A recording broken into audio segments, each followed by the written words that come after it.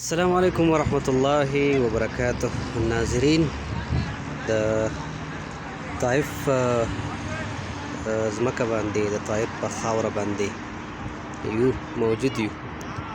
ماشاءالله دلته چې کوم تاریخي مقامات دي او تاریخي مسلمانانو د نبی صلی الله علیه وسلم او د صحابه کرامو رضی الله تعالی عنهم اجمعین یادګارونه پراته دي، نو هغه ډېر زیات عجیبه او پریشان کن دي په دې ځای کې.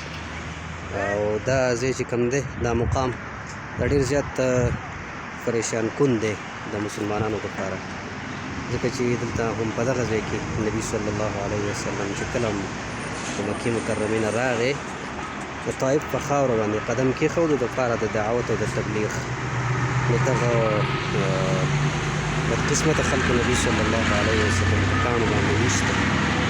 دغه مخامخ د رنګ نشان دی دا د نبي صلی الله علیه وسلم په دغه ځای کې زخمي او له لا حلها شوی. نبي صلی الله علیه وسلم په دغه ځای کې په ګټو په کاڼو باندې ایستلی شوی. دغه د نبي صلی الله علیه وسلم د قیامګاه ده او اخوا دا د نبي صلی الله علیه وسلم منسوب کوی دی چې دلته د دې کوی نه د الله رسول به هم څکلی وي. دا هغه مقامات دي.